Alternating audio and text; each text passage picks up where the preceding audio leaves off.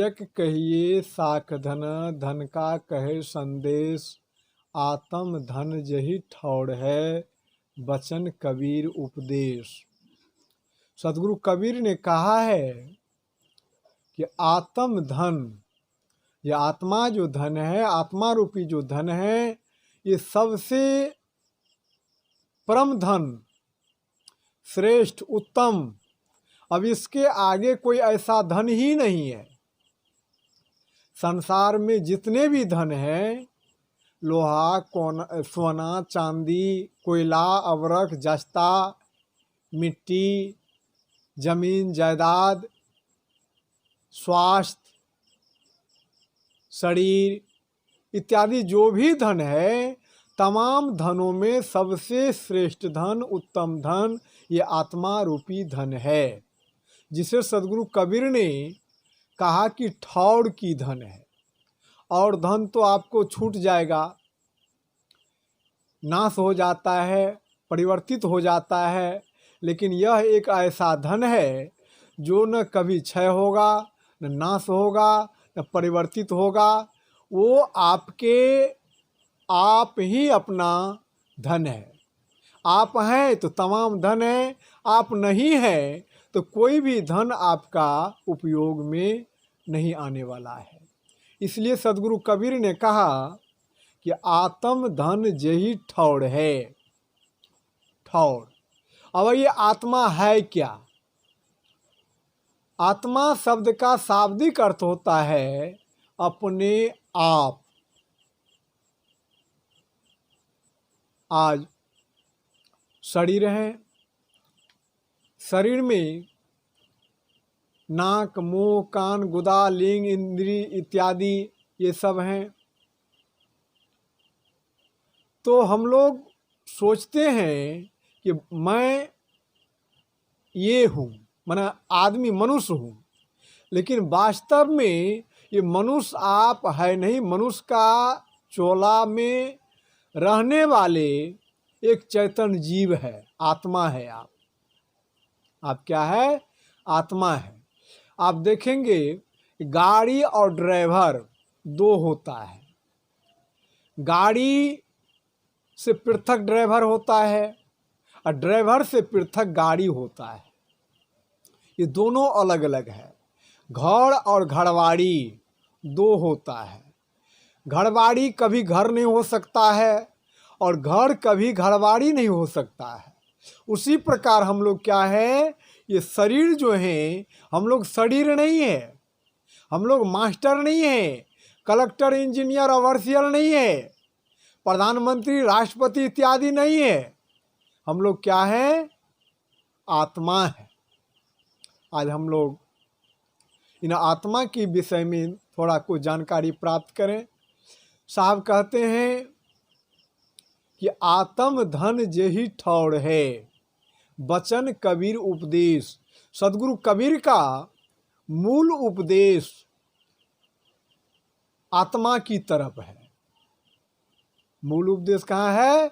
अपने आत्मा की तरफ। आत्मा का मतलब क्या? अपने आप, चेतन जीव, जिस पर हम लोग अभी बैठ करके बातचीत कर रहे हैं, घूमते हैं, फिरते हैं, सत्संग सुनते हैं, करते हैं, जहाँ कहीं जो कुछ भी करते हैं ये आत्मा के बदौलत ही कर रहे हैं। आत्मा यदि शरीर में है तभी आप बोलते हैं, आँख से देखते हैं, कान से सुनते हैं, नाक से श्वास लेते हैं और अन्य क्रियाकलाप कर रहे हैं। यदि आत्मा नहीं रहेगा तो ये सारी क्रियाकलाप आपका बंद हो जाएगा। न आँख काम करेगा, न नाक काम करेगा, न ब्रेन काम करेगा, न हाथ काम करेगा, न पैर काम करेगा। अर्थात सारा इंद्रिय क्या हो जाता है? तो निष्क्रिय हो जाता है। इसी आत्मा के बल पर हम लोग जो भी काम करते हैं वो कर रहे हैं। इसलिए सदगुरु कबीर ने आत्मा को ही सर्वोपरि माना है। और सदगुरु कबीर ही नहीं, आप एक दृष्टांत के माध्यम से समझ सकते हैं। एक दृष्टांत मुझे याद आ गया। ये दृष्टांत है राजा जनक और अष्टावक्र की संवाद है। एक समय की बात है कि राजा जनक, वो तो राजा था, चक्रवर्ती। एक दिन उन्होंने क्या कि हुआ क्या उनको, तो स्वप्न देखा। स्वप्न क्या देखता है, तो एक पड़ोसी राजा हम पर चढ़ाई करके ये राजपाट छीन लिया और खदेड़ करके मुझे भगा दिया। तो राजा जनक स्वप्न में देखता है और वो भाग करके कहाँ गया, तो जंगल चला गया। कहीं उनको भोजन नहीं मिल रहा है, पानी नहीं मिल रहा है, बड़ा बड़ा कष्ट है। 6 दिन 7 दिन उनको भोजन का हो गया, पानी का हो गया, भोजन पानी नहीं मिल रहा है। एक दिन उन्होंने क्या किया, तो मांगने का विचार किया कि थोड़ा मांग चांग करके लाऊं और अपना भोजन कर लूं। तो उन्होंने क्या किया, तो बस्ती के तरफ गया। बस्ती में गया, गांव में, तो भीख मांगना शुरू किया। तो भीख मांगता है, कोई इसको चावल देता है, कुछ खुदी देता है, कुछ घोड़ा देता है, जो कुछ देता है बेचारा ले आता है। कोई दाल देता है, कोई सब्जी दे देता है, कोई नमक दे देता है, इस प्रकार का कोई देता है। ला करके क्या किया, तो जंगल में तो चूल्हा नहीं था, तो 2 ईंट खड़ा कर दिया, थोड़ा लकड़ी लाया जलावन, और अगली जला करके एक फेंका हुआ बर्तन था मिट्टी का, टूटा फूटा। वो बर्तन में पानी दे करके उन्होंने सब्जी दाल इत्यादि दे करके एक ही में खिचड़ी बनाना चाहा कि खिचड़ी बना लेते हैं और खा लेंगे। तो स्वप्न में वो क्या कर रहा है, खिचड़ी पका रहा है। खिचड़ी पूरा नहीं पका है, लेकिन उसी समय में क्या होता है, तो 2 सांड आ गया और दोनों सांड वहीं पर लड़ाई करना शुरू कर दिया, झगड़ा। दोनों सांड लड़ाई करना शुरू किया। अब क्या होता है, बर्तन में जो खिचड़ी पक रहा था, वो सारा बर्तन का खिचड़ी उलट पुलट गया, इधर से उधर हो गया। उसी क्रम में इनका स्वप्न टूट गया, सपना टूट गया। राजा जनक देखते हैं, मैं तो उसी पोशाक में हूँ, चक्रवर्ती राजा हूँ, ये तमाम राजधानी उसी प्रकार है, इधर रानी है, पलंग है, सोफ़ा सेट हैं, तमाम चीज़ देखा कि उसी प्रकार, जिस प्रकार मैं पहले था उसी प्रकार हूँ। अब इनको संशय हुआ कि ये सत कि वे सत। राजा सोचता है कि इससे पहले जो मैं भीख मांग करके खिचड़ी पका रहा था, उसी क्रम में सांड आकर के लड़ाई शुरू कर दिया, वो सत है कि अभी मैं चक्रवर्ती राजा हूँ, सारा पोशाक लगा हुआ है, वो सत है। तब इस बात को निर्णय के लिए पंडित लोगों को बुलाने का इन्होंने ठाना। क्या किया, तो जितने भी पंडित लोग था, महात्मा लोग था, विद्वान लोग था, सबको आमंत्रित किया और कह दिया कि इसका जवाब देना होगा, ये सत कि वे सत। जवाब इसको देना होगा, ये सत कि वे सत। यदि जवाब सही होगा तब तो उनको मैं गुरु मान लूँगा और दान सर्वस्व में जो मांगेगा मनचाहा दान मैं उनको दूंगा। और यदि जवाब नहीं दे पाएगा तो उनको बंदी बना लिया जाएगा, माने जेल में बंद कर दिया जाएगा। तो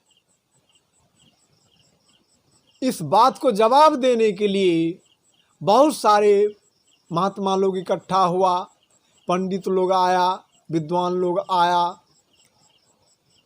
जवाब सही नहीं दे पाया।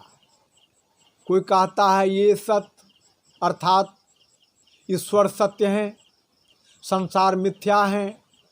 कोई कहता है कि ईश्वर झूठ हैं, संसार सत्य हैं। इस प्रकार चंद किस्म का बात कहना शुरू किया। राजा जनक को मन में जचा नहीं, वो तमाम लोगों को जेल में बंद करता गया। ये खबर अष्टावक्र जी का पिता, उनका पिताजी का नाम काहुड़ मुनि था, वो आया उनका जवाब देने के लिए, वो भी फेल हो गया। उस समय में अष्टावक्र जी पेटे में था। जब ये जवाब देने के लिए आया तो उस समय में अष्टावक्र जी पेटे में था। तो ये भी जेल में चला गया। कुछ दिनों के बाद जब अष्टावक्र जी का जन्म हुआ तो उन्होंने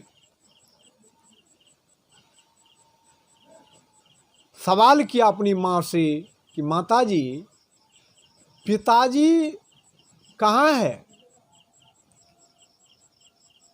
कहा जी पिताजी के बारे में क्या पूछते हो, पिताजी के बारे में मत पूछो। क्योंकि वो जानता था कि अष्टावक्र जो हैं वो जिद्दी टाइप का है। यदि हम कह देंगे जो आपका पिताजी राजा जनक का एक सवाल था, उनको जवाब देने के लिए गया है, वहाँ पर बंदी बना हुआ है, तो ये भी हट करके चला जाएगा। इसलिए वो बताना नहीं चाहता था। लेकिन बालक का तो बहुत बड़ा हट था। कहा नहीं बताना होगा, नहीं बताइएगा तो मैं सही नहीं समझूंगा,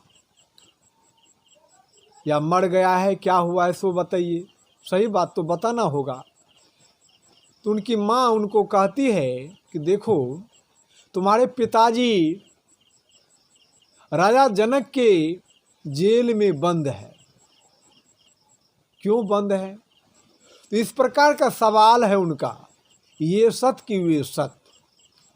वो जवाब जो देता है, जवाब सही नहीं मिलता है तो उनको जेल में बंद कर देता है, और जो जवाब दे देगा सही तो उनको वो गुरु मान लेगा, और राजपाट वगैरह जो मुँह मांगा जो मांगेगा वो दान देगा। वो ऐसा उनका कहना है राजा जनक का।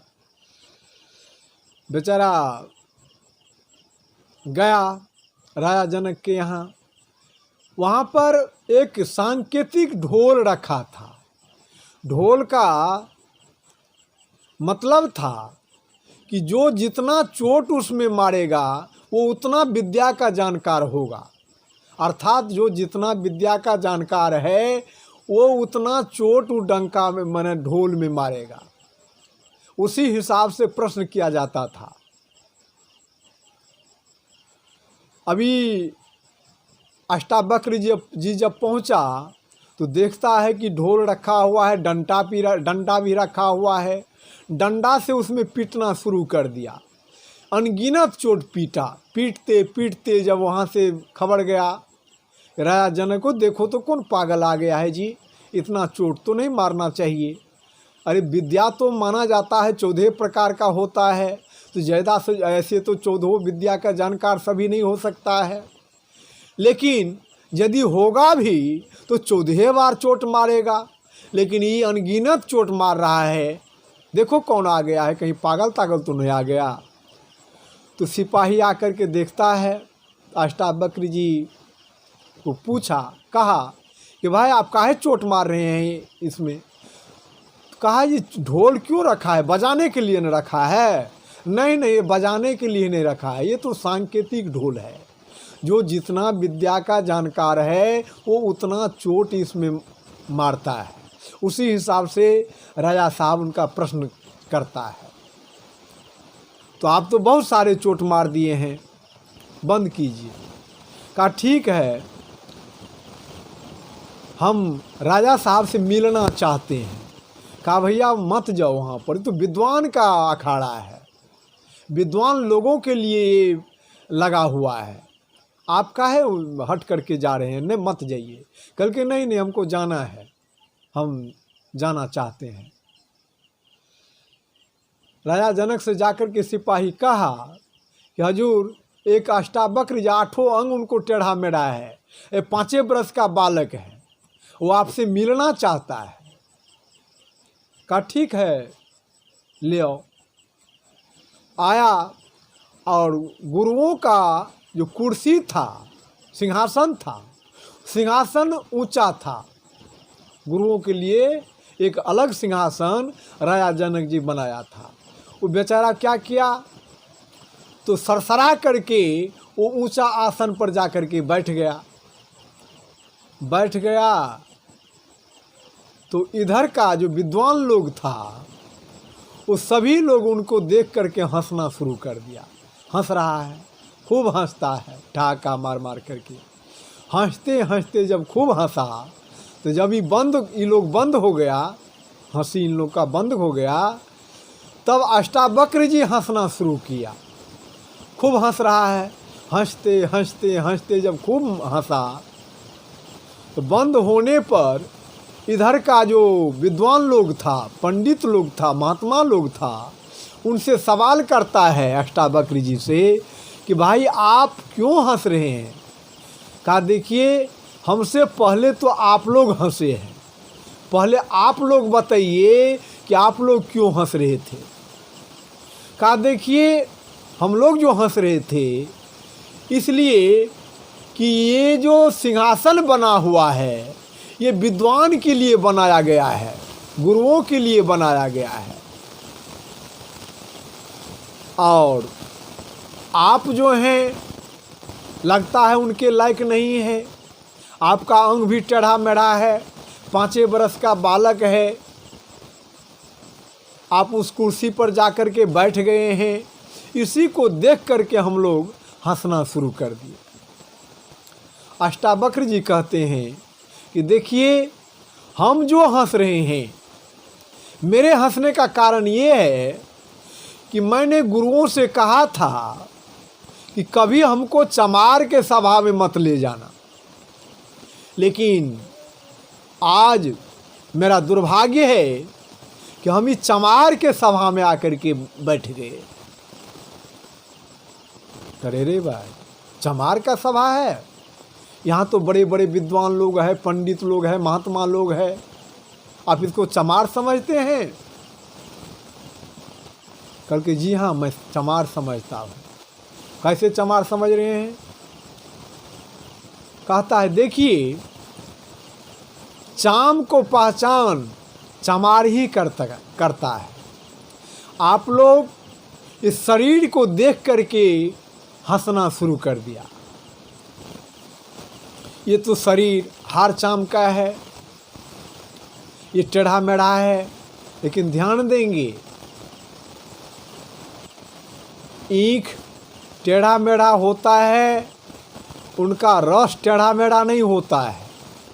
नदी टेढ़ी मेढ़ी होती है, पानी टेढ़ा मेढ़ा नहीं होता है। ये शरीर टेढ़ा मेढ़ा बुझाता है आपको, लेकिन इसमें जो स्थित आत्मा है, ज्ञान है, वो टेढ़ा मेढ़ा नहीं होता है, वो बड़े सोझ होता है, सीधा होता है। तो आप लोग तो इस चाम को देख कर के हंसे हैं, इसलिए आप लोग चमार हैं। बात तो कहा ठीक। अब राजा जनक को थोड़ा होश आया कि लगता है अब ये जवाब दे सकता है। राजा जनक ने कहा कि देखिए मेरा एक सवाल है, ये सत कि वे सत, इसका जवाब मैं चाहता हूँ। कहा ठीक है। देखिए सवाल का जवाब मैं तब दूंगा जब जवाब पूरा हो जाएगा, तो तमाम आदमी जो बंदी बना हुआ है वो सबको छोड़ना होगा। शर्त यदि मंजूर है तो बताइए। तो हाँ मंजूर है। दूसरा शर्त ये है कि मैं जो कहूँगा वो कुछ देर के लिए कहूँगा, आपको ये मानना होगा। मंजूर है? तो जी हाँ मंजूर है। ठीक है। अब वो क्या करता है, तो राजा जनक को कहा कि देखिए 15 मिनट के लिए मैं इस राज का राजा बनना चाहता हूँ। आप अपना सारा पोशाक हमको दे दीजिए और ये राजपाट सौंप दीजिए हमको, तभी इनका जवाब आपको मिलेगा। कहा ठीक है। ऐसा ही किया, राजपाट सौंप दिया, राजा हो गया। जब ये राजा हुआ तब सभा में बैठे हुए तमाम लोगों से कहा कि देखिए अब राजा कौन है, मैं हूँ कि कोई और है? सभा के लोग कहा कि देखिए आप राजा हैं। और ठीक है, हुक्म तो मेरा चलेगा? तो जी हाँ आपका हुक्म चलेगा। तो कहा ठीक है सिपाहियों, ये जो जनक हैं भूतपूर्व राजा, इस जनक को खम्हा में बांध दो। क्या किया? तो राजा जनक को सिपाही ले जा करके, खम्हा था, खम्हा में बांध दिया, उल्टा बांध, और कहा कि ये कोड़ा लो और कोड़े से इनको तड़पाओ, मारो, खूब मारो। अब बेचारा को मार रहा है, तड़प रहा है, तड़पा तड़पा करके मार रहा है।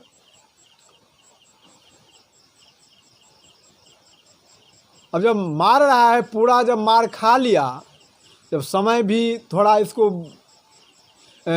मन नज़दीक आ गया, कहा ठीक है इसको खोल दो। खोल दिया और उनको कहा कि देखो ये बताओ, इससे पहले इस राज का राजा कौन था? तो मैं। और उससे पहले तो मेरा पिताजी। जनक जी कहते हैं उससे पहले मेरा पिताजी था, और उससे पहले मेरा दादाजी था। अभी कौन है? तो अभी आप हैं, अर्थात अष्टावक्र जी हैं। अच्छा ये बताओ कि कोड़ा को मार कौन खा रहा था? तो जनक जी कहते हैं कि मैं खा रहा था। बंधा हुआ कौन था? तो मैं था। अभी कौन है? तो मैं हूँ। अब उनको अष्टावक्र जी क्या करते हैं, तो पुनः राजपाट उनको सौंपता है। जितने भी पोशाक था सब दे दिया वापस, राजपाट सौंपा गया। अब कहा कि बोलो अब राजा कौन है? तो जनक जी कहते हैं कि मैं हूँ। अब आप निर्णय करो कि इसमें कौन सत्य है। आप जो पहले राजा था वो सत्य हैं, कि बीच में आप कोड़े के मार खा रहे थे वो सत्य हैं, कि अभी आप राजा हैं वो सत्य हैं? तुम इसमें तो मेरा बड़ा संदेह लग रहा है। अष्टावक्र जी कहा कि देखो उस समय, जिस समय तुम राजा था उस समय तुम ही था, और जिस समय कोड़े का मार खा रहा था उस समय भी तुम ही था, और अभी तुम राजा के रूप में हो उस समय भी तुम ही हो। इसलिए ये जो समय का परिवर्तन होता गया, घटना बदलता गया, परिस्थिति बदलता गया, इसलिए वो सत्य नहीं है, वो सत्य नहीं है। आप तीनों काल में हैं, पहले भी था, अभी भी हैं और बाद में भी रहेगा। इसलिए आप ही सत्य हैं, अर्थात चैतन्य सत्ता आत्मा ही सत्य है। आप जो स्वप्न देख रहा था वो न स्वप्न सत्य है, और न आप खिचड़ी पका रहे थे वो सत्य है, और न राजा थे आप वो सत्य हैं। ये दोनों असत्य हैं। सत्य इसमें बस आप ही हैं, अर्थात आत्मा ही सत्य है। अब इसके पुष्टि के लिए महाराज श्री कृष्ण से अर्जुन महाराज पूछता है, श्रीमद् भागवत गीता में अर्जुन महाराज पूछता है कि हे जनार्दन, आदमी आत्मज्ञान की चर्चा करता है, आप ये बताइए कि आत्मज्ञान क्या है, आत्मा क्या है? तो उनको जवाब देता है महाराज श्री कृष्ण कि न जायते म्रियते कदाचिनायं भूत्वा भविता वा न भुजा अजो नित्यः शाश्वतोऽयं पुराणो न हन्यते हन्यमाने शरीरे। हे अर्जुन, न जायते अर्थात इस आत्मा का जन्म नहीं होता है, न मृत्यते और न मृत्यु ही होती है। कदाचिन आयं भूत्वा भविता वा न भुजः, और न भविष्य में पैदा हो करके नाश होने वाले हैं। अर्थात यह आत्मा अजर अमर अखंड अजन्मा नित्य और सनातन है। आगे एक श्लोक और कहता है कि नैनं छिन्दन्ति शास्त्राणि नैनं दहति पावकः न चैनं कलेद्यन्त्यापो न शोषयति मारुतः। हे अर्जुन, इस आत्मा को अस्त्र नहीं काट सकता है, शस्त्र नहीं काट सकता है, पानी नहीं भिंगा सकता है, आग नहीं जला सकता है, हवा नहीं सुखा सकता है। अर्थात यह आत्मा अजर अमर अखंड अजन्मा नित्य और सनातन है। अब आइए रामचरितमानस का एक चौपाई है जिसमें गोस्वामी जी कहते हैं, महाराज श्री राम जब बाली को हत्या किया, वध किया, तो शोक से बाली का जो पत्नी थी ताड़ा, वो विलाप कर रही है। उस क्रम में महाराज श्री राम कहते हैं तारा से,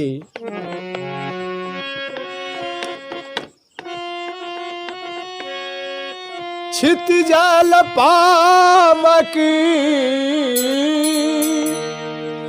गगन समीरा पंच रचित यह अधम शरीरा। क्षितिजल पावक गगन समीरा पंच रचित यह अधम शरीरा। क्षितिजल पावक गगन समीरा पंच रचित यह अधम शरीरा।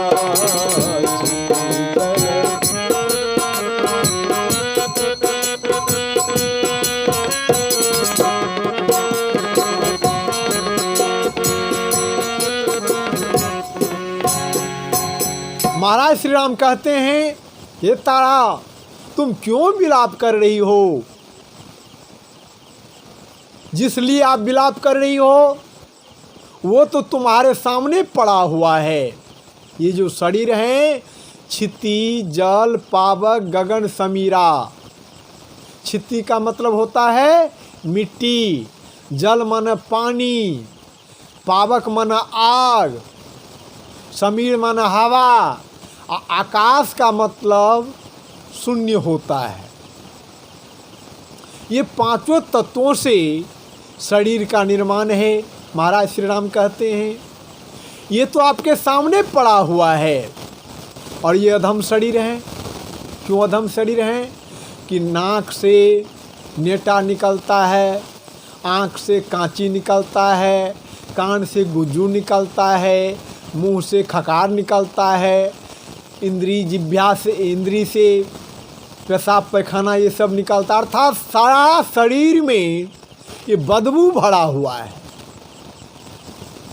2 दिन आप स्नान नहीं करेंगे तो आपका शरीर बदबू देने लगेगा, कपड़ा गंदा हो जाएगा, कपड़ा भी बदबू देगा। इसलिए महाराज श्री राम कहते हैं कि ये अधम शरीर है। तो क्षिति जल पावक गगन समीरा पंच रचित यह अधम शरीरा। अब आगे कहते हैं सोतन प्रगट आगे सोवा, जीव नीत तुम काहे गुरु। सोतन प्रगट आगे सोवा, जीव नीत तुम काहे कुरोबा। यदि शरीर के लिए तुम रोती हो तो ये शरीर तो तुम्हारे सामने में पड़ा हुआ है। नाक है, मुंह है, आँख है, कान है, हाथ है, पैर है, तमाम चीज़ से सुसज्जित ये शरीर आपके सामने पड़ा हुआ है। तो रोते क्यों हो? यदि जीव के लिए रोते हो, आत्मा के लिए रोते हो, तो वो तो अजर अमर है, अविनाशी है। जीव नीत, नित का क्या मतलब होता है? नित का मतलब ये नहीं है कि आज है, अभी है, या कल नहीं रहेगा, या नष्ट हो जाएगा। नित का मतलब है कि कल भी था, आज भी है, अभी भी है और कल भी रहेगा, अर्थात तीनों काल में रहेगा। इसलिए ये जीव सत्य है। संत महापुरुष ने कहा है कि जीव बिना नहीं आत्मा, जीव बिना नहीं ब्रह्म, जीव बिना शिवो नहीं, जीव बिना सब ब्रह्म। ये जीव ही सर्वोपरि है, आत्मा ही सर्वोपरि है। ये महाराज श्री राम ने महारानी तारा को कहा है।